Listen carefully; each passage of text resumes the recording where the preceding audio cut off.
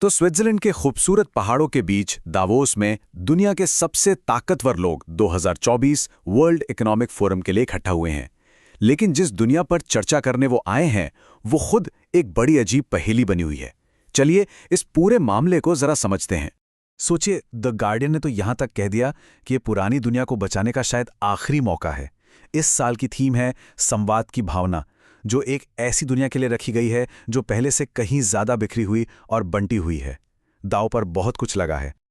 और कहानी में ट्विस्ट यहीं से आता है। ऐसा लग रहा है जैसे दुनिया को एक ही समय में दो बिल्कुल अलग अलग ताकतें खींच रही हैं। एक तरफ जबरदस्त उम्मीद है तो दूसरी तरफ एक गहरी चिंता। आइए इन दोनों को टटोलते हैं। चलिए पहले अच्छी खबर देखते हैं। अंतर्राष्ट्रीय मुद्रा कोष यानी IMF ने इस साल के लिए ग्लोबल इकोनॉमी के विकास का अनुमान बढ़ाकर 3.3% कर दिया है। ये इस बात का संकेत है कि अर्थव्यवस्था उम्मीद से कहीं ज्यादा मजबूत है। मगर कहानी का दूसरा रुख देखिए। PwC के एक ग्लोबल सर्वे के मुताबिक सिर्फ 30% CEOs को ही अपनी कंपनी के विकास पर भरोसा है। ये पिछले 5 सालों में सबसे कम है। तो एक तरफ इकोनॉमी अच्छी चल रही है, लेकिन जो लोग इसे चला रहे हैं वो खुद परेशान हैं। आखिर ऐसा क्यों? इस आर्थिक उम्मीद की एक बहुत बड़ी वजह है AI यानी आर्टिफिशियल इंटेलिजेंस। ये एक ऐसी ताकत है जो ग्लोबल इकोनॉमी को मजबूती दे रही है। व्यापार में तमाम रुकावटों के बावजूद दुनिया की अर्थव्यवस्था ने जो लचीलापन दिखाया है, उसका काफी क्रेडिट AI को जाता है।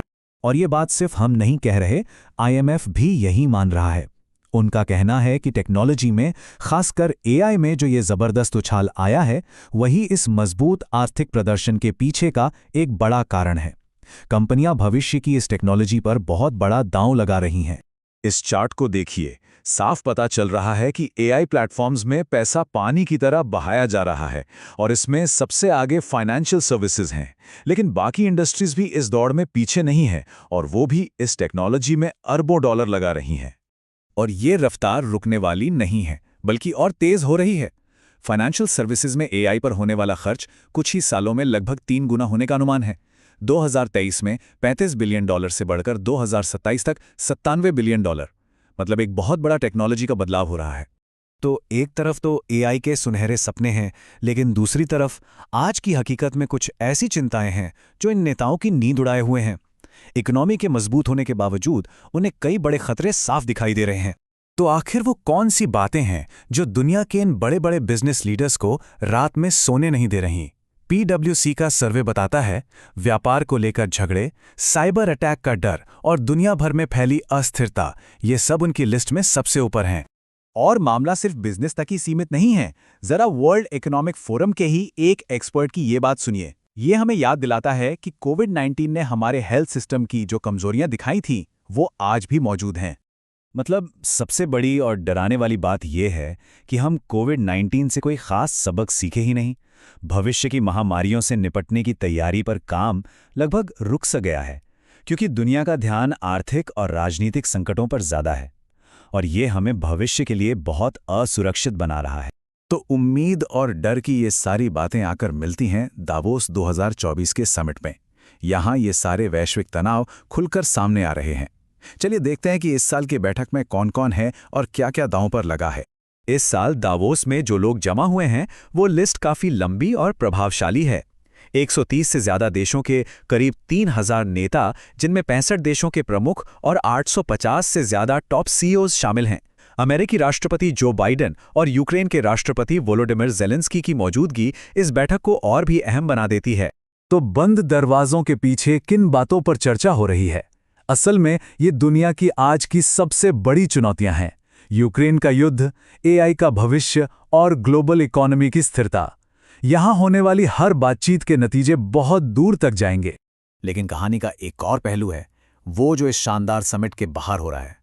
जो लोग बाहर हैं, क्या वो इस जमावड़े को एक समाधान की तरह देखते हैं या फिर समस्या के एक हिस्से की तरह? तो जहां एक तरफ अंदर बड़ी बड़ी बातें हो रही हैं, वहीं बाहर बर्फबारी के बीच सैकड़ों लोग मार्च कर रहे हैं। दावोस में सिर्फ नेता ही नहीं, बल्कि बहुत सारे कार्यकर्ता और आलोचक भी पहुंचे हैं, जो एक बिल्कुल अलग नजरिया पेश कर रहे हैं। और उनका एक नारा सब कुछ साफ कर देता है। वेफ की तानाशाही नहीं, लोकतंत्र चाहिए। ये उनके विरोध का सार है। उनका मानना है कि दुनिया के बड़े फैसले कुछ गिने चुने अमीरों को नहीं बल्कि चुने हुए प्रतिनिधियों को लेने चाहिए। तो इन आलोचकों का कहना क्या है? उनका तर्क सीधा है। वो कहते हैं कि वर्ल्ड इकोनॉमिक फोरम के पास कोई लोकतांत्रिक अधिकार नहीं है और यहाँ जो नीतियाँ बनती हैं वो अक्सर अमीर और गरीब के बीच की खाई को और चौड़ा करती हैं और क्लाइमेट चेंज जैसी समस्याओं को और भी बिगाड़ देती हैं। तो आखिर में हम एक बहुत बड़े सवाल के साथ रह जाते हैं। एक तरफ एआई जैसी टेक्नोलॉजी है जो हमें एक शानदार भविष्य का सपना दिखा रही है, और दूसरी तरफ हमारी दुनिया है जो हर तरह से राजनीतिक, आर्थिक और सामाजिक तौर पर बटी हुई है। तो सवाल ये है कि दावोस जैसी जगहों पर होने वाली बातचीत क्या इन दरारों को भर सकती हैं, या फिर हम बस अपनी आंखों के सामने दुनिया को बिखरते हुए देख रहे हैं? इसका जवाब शायद सिर्फ वक्त ही देगा।